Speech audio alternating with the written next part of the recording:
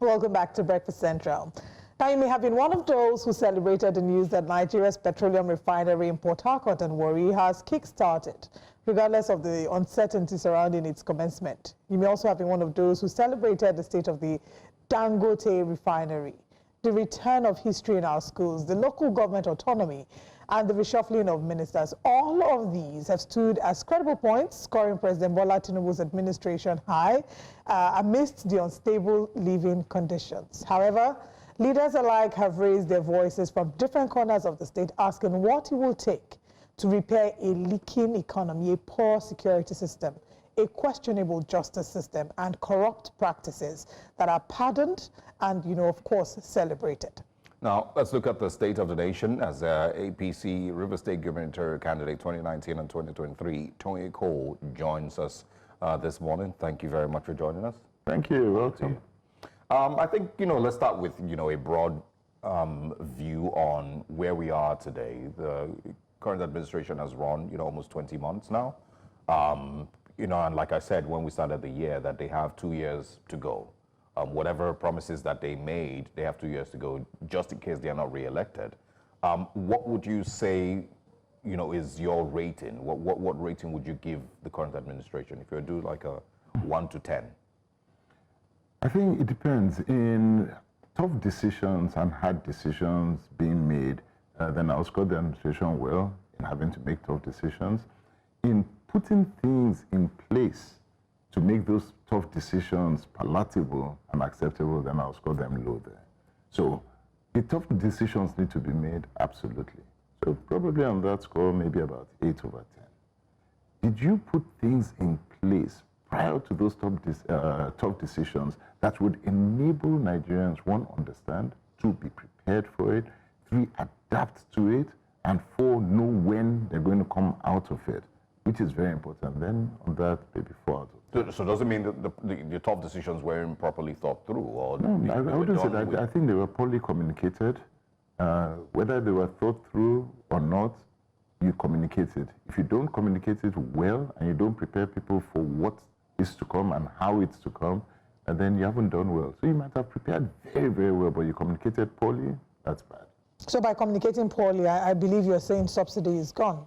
But there have been other policies that the government have, made in the course of the administration. Very recently, beyond the subsidy, there's unification of the exchange rate. Do you think that there are measures they should have put to prepare? Because these were the two major ones that defined this administration: removal of subsidy and unification of the exchange markets. Do you think that there could have been measures that could have been put in place to prepare Nigerians for these two policies? So those two policies were necessary policies to come in. So again, were they tough and were they needed at the time? Absolutely. So I have nothing against those two policies coming in. But remember that both of them came in almost simultaneously together, which means that it was going to have an adverse effect, an immediate adverse effect on people. Now, there's a way you communicate that so that people are prepared for it. There is a way you must tell people that their way of life is going to change dramatically because of all of this. And I don't think the government did well in that communication. Did they think about it? Well, we'll see. And should they have done better? Could they have done better? Most definitely. Okay, there's been speculations about the refineries. Many are rejoicing about the refineries having started, but there have been doubts, of course, for obvious reasons, as to these refineries being able to function to optimal capacity. Recently, we talked about the Warri refinery and how that has joined the conversation, even though there's still the argument about whether or not they are emitting PMS yet. So let's get your thoughts on your rating of the administration, looking at the refineries and where we've come. President Tinubu listed the price of petrol dropping to just above 900 naira as one of the gains of his administration. But some people say, you came in and met it at 185. Now it's 900. That's not a win. So from your perspective, is that a win? So let's start with the fact that the refineries are finally up and running some 20 odd years or thereabouts afterwards. So that's a positive. Should the refineries be kept as part of government's asset that they continue to own money in, and the returns of those refineries are not commensurate to what has been paid into it, I think the next stage of those refineries is that the government has to be very, very certain that these refineries cannot continue being part of government assets. In other words, they need to be privatized. When should they be privatized? That's another discussion. But again, it needs to be done.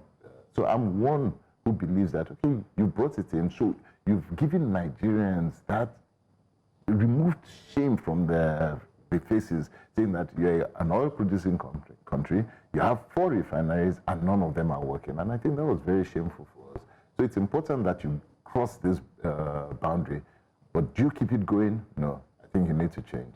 All right. I mean, that's a very valid point that you've raised. I think that another point that we should look at, you know, apart from the refineries being kickstarted, is the price of petrol. It's been reduced from over 1,000 to well over 1,000. Okay, maybe not well over 1,000, but over 1,000 to about 935.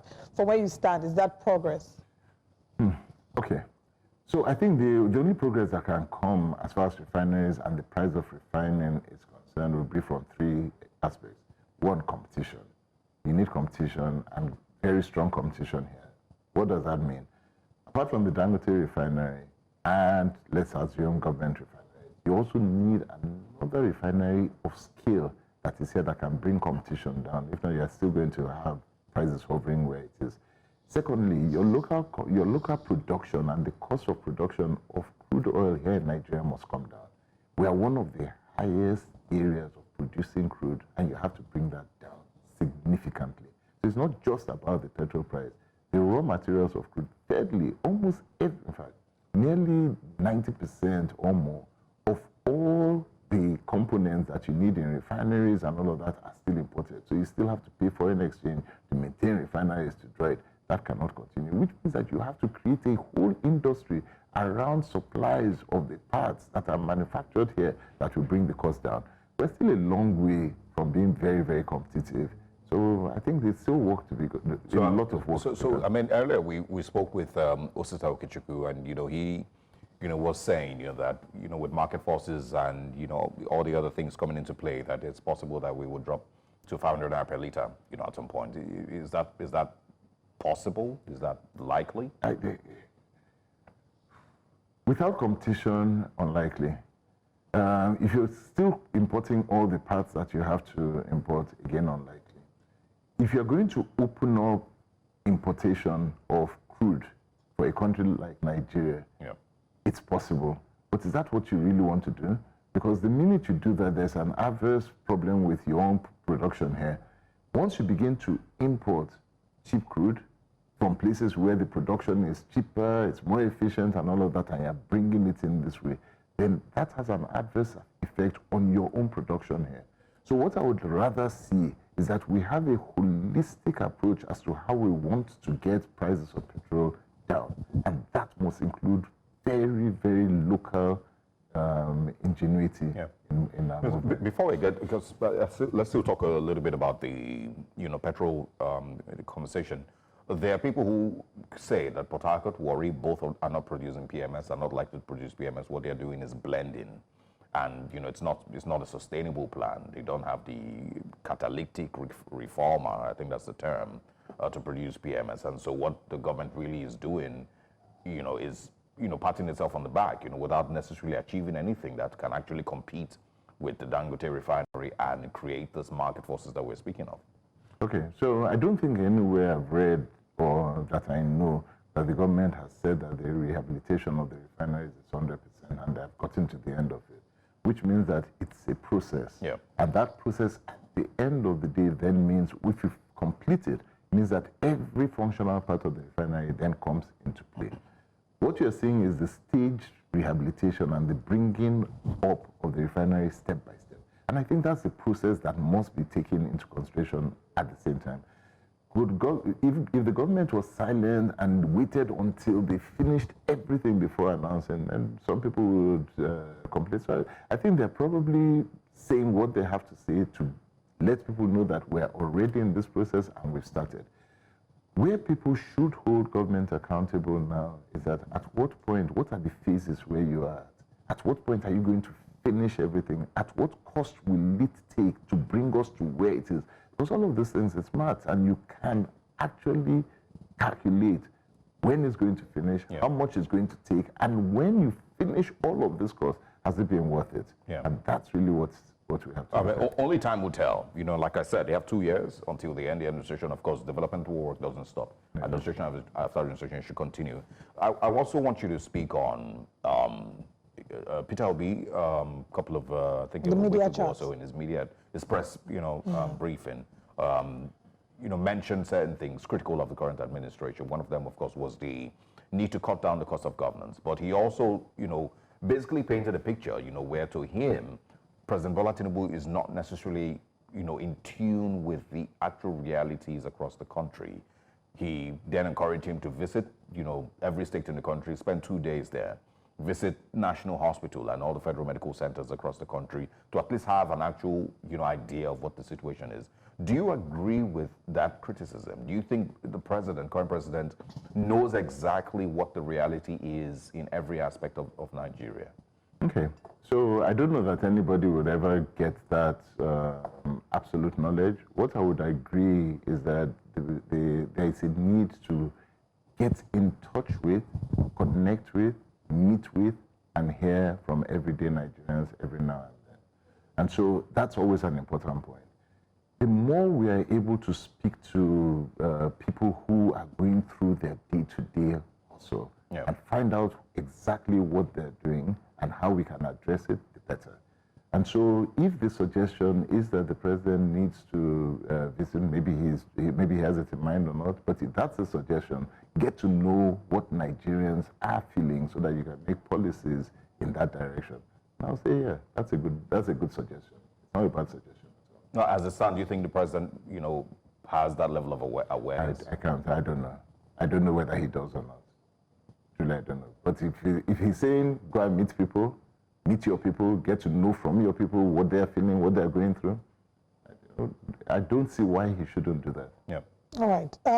Also, your assessment, your general assessment of the president's performance so far, would you say that he's maybe lived up to the expectations of Nigerians, or would you say he's surpassed that, or he's maybe not done as much as Nigerians expect him to? I'd say if it's true, the expectations, what Nigerians expected when he was coming in and all of that, was that he was going to immediately turn around things. He was going to make Nigeria, exactly as Lagos is overnight.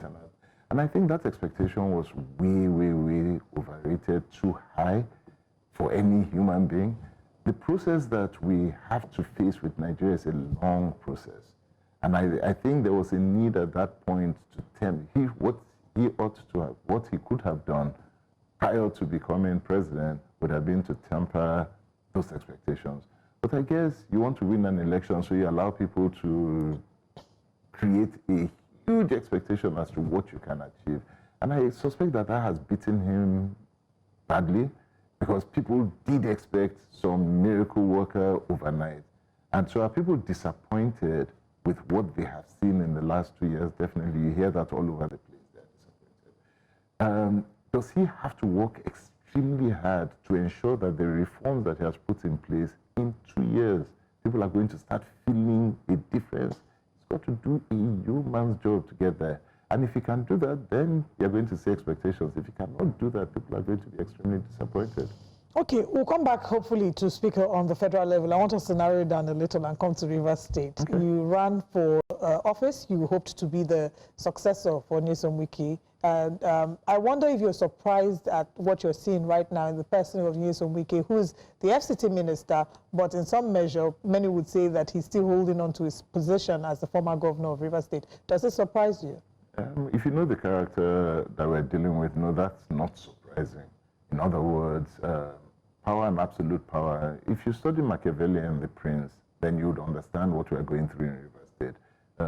It's a very Machiavellian territory, and power and absolute power is all that is at stake.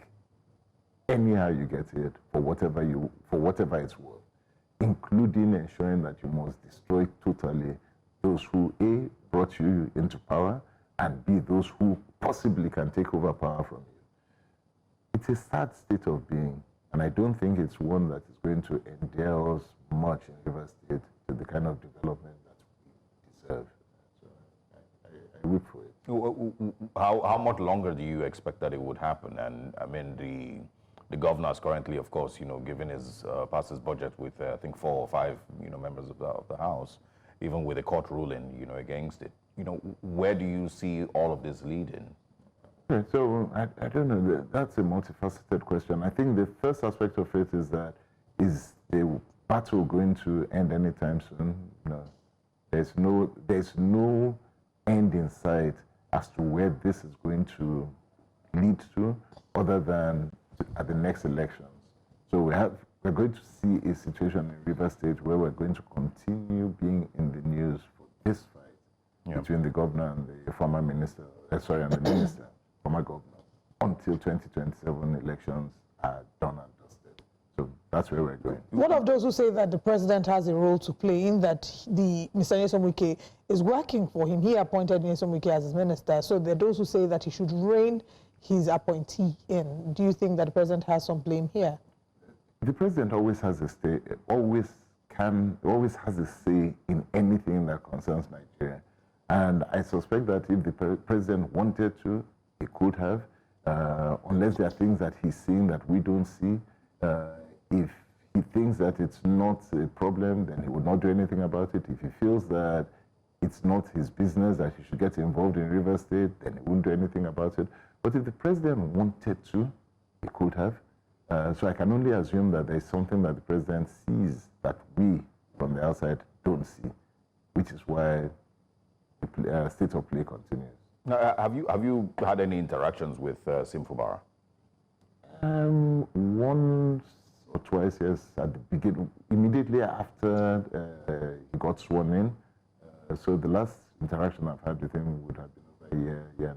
Yeah. And would you have advised him to handle this different? I did. Yes, I would have. There are different ways to handle it, but I think Sim right now has no option if he wants to survive and to continue the fight that he's on. He started that fight. There's no going back for him. And there's nothing he can do about it but continue. So what should he have done differently?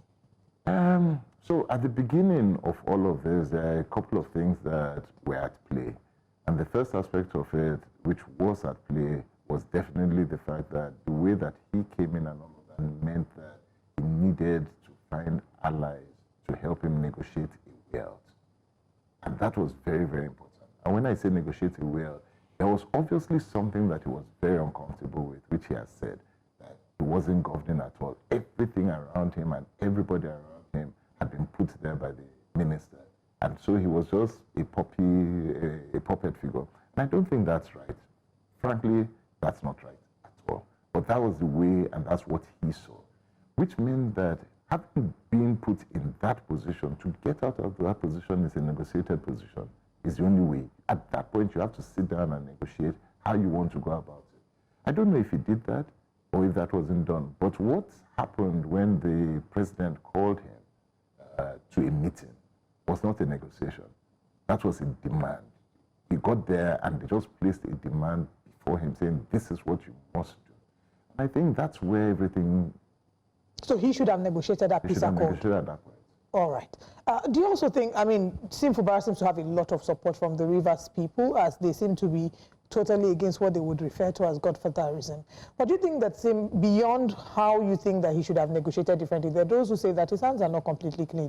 They talk about the demolition of the assembly complex and said that even though, yes, the reports are that there were structural defects, but the circumstances, our correspondent was here and said they didn't even allow them pack out the ACs and the things that were there. So it would seem that that also looks orchestrated. So is he also without blame in this fight? Unfortunately, if you get into a war situation, there's going to be all sorts of damage. And I'm not sure that anybody who is at war can claim that they have clean hands. The minute you have gone into a battle, you're going to do all sorts of things, some ethical, some unethical, and all of that. And only time will tell which one would work or not. So let's understand that Rivers State is at war. And let's be clear about that. There's no easy way out.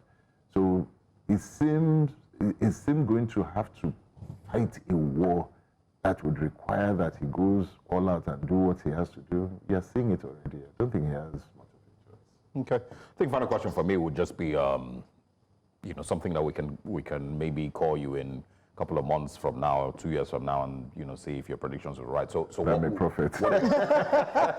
what are your predictions as to how this government will be rated at the end of its first tenure?